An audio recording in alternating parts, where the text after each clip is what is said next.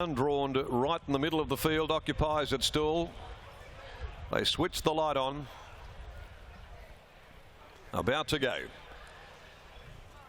Feature event. Just inclined to hold them for a moment or so. But this time they're off and racing in the Towton Cup with Trap for Fools jumping quickly. Money Maher coming over, going forward. Utgard Loki up there as well. Royal Command through the first 200. Nawadaroo pushing up underneath of Nerf Bosk, and Tell Him We're Coming is going to go forward but stranded a little wide.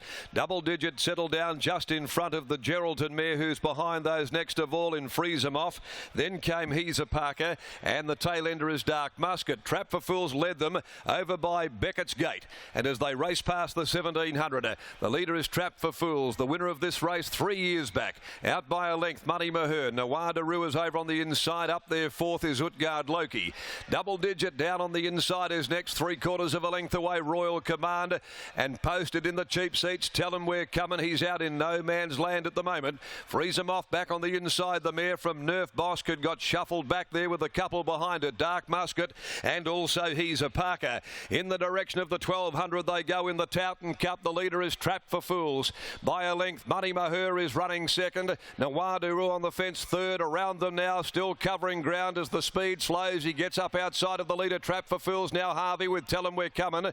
Tracking it forward, Royal Command. He went up there and he found himself wide as well. Utgard Loki was onto his back quickly in a bunching field. Going forward, Nerf Bosk on the fence. Double Digit getting strung up here in the middle part.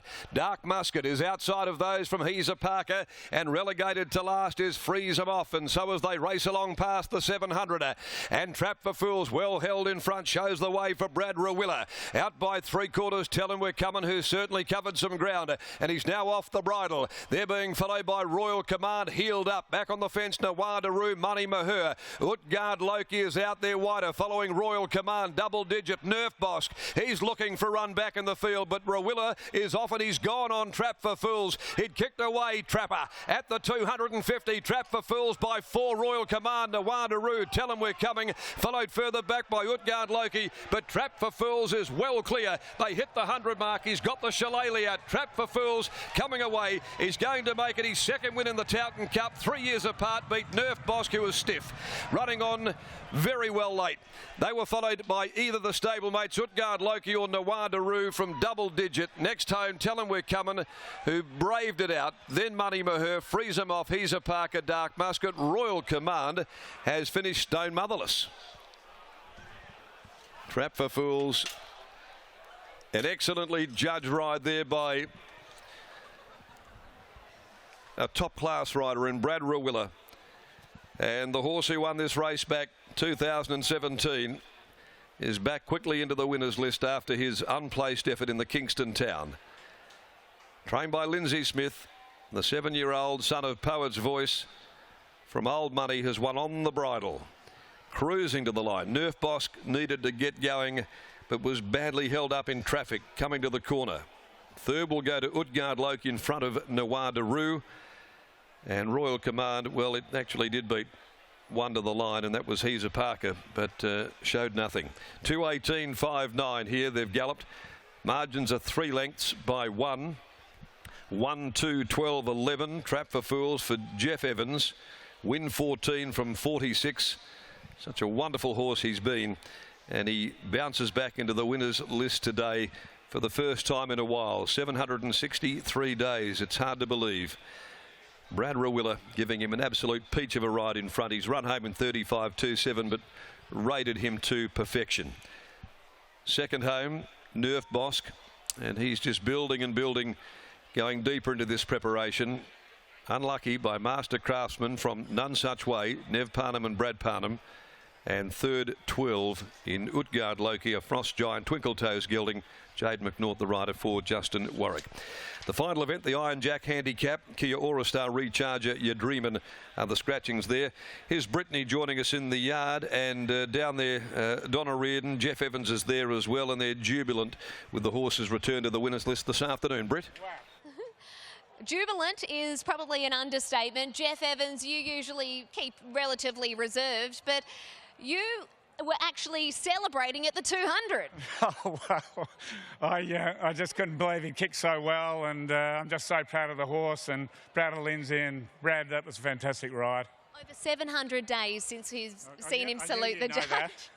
How does it feel to see him about to come back to this winner's circle? He's one of our favourite horses of all time, obviously. This is the third time we've won the Tartan Cup.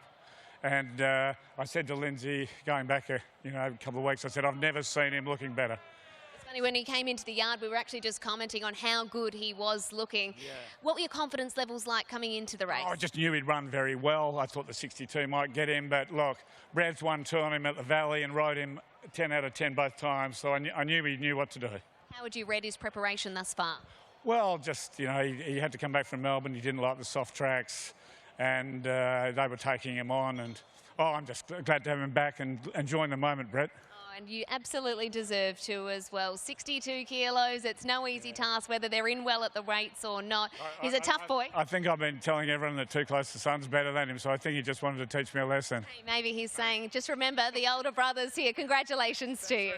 Jeff Evans there, we'll let him go and get a photo with his old champ in Trap for Fools. 763 days to be precise since he last won, but he's been a marvel throughout his career. We know that the brothers raced against each other in the Kingston Town, and Lockie had been saying that he thought that the Too Close to the Sun was the better of the two, but Trap for Fools raised his hand today. He just gave a nice little reminder to the connections. Obviously, Lindsay's always had that opinion, but he's the old boy. He is the winner of over $2 million, as I said, pre-race, so he just put his name out there and reminded everyone what he can do best. He certainly did. Brad Verwilla knows him well, as Jeff outlined. He jumps off the scale, and you're catching up with him now.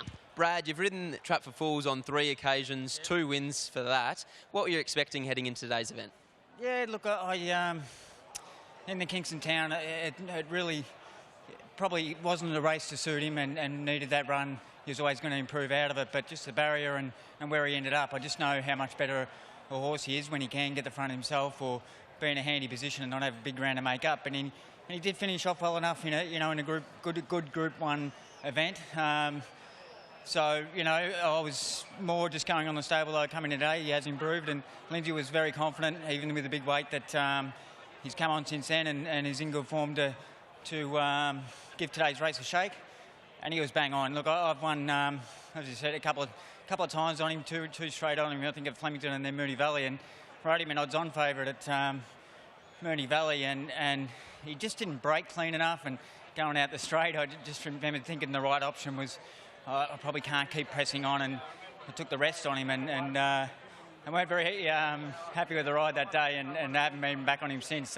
So it for myself to get on him today and get the job done. And he obviously hadn't won since his McKinnon Stakes win, so it meant a lot today. And Lindsay's been obviously the reason for me making the move to Perth, and having his support here today is just a great, massive plus for me going forward. You clearly learnt your lesson that day. You rolled him straight to the front today. Is it fair to say you got it pretty cheap down the back, and you're always pretty keen to up the ante from the 800-metre mark? Yeah, it was. That was always a sort of pre-planned. I did obviously work going out the straight. I had sort of pressed up, and I just knew if I did hold the inside that he would back off me, and I got a good 2.5, 3 furlongs rest, and then the pressure sort of coming even before the half mile where I had to up it a bit, but definitely sort of from the half mile onwards it was always about building through our gears and getting the other horses under pressure, because his strength then is sustaining a strong last 600. When he kicked clear at the top of the straight, did you think anything could beat him?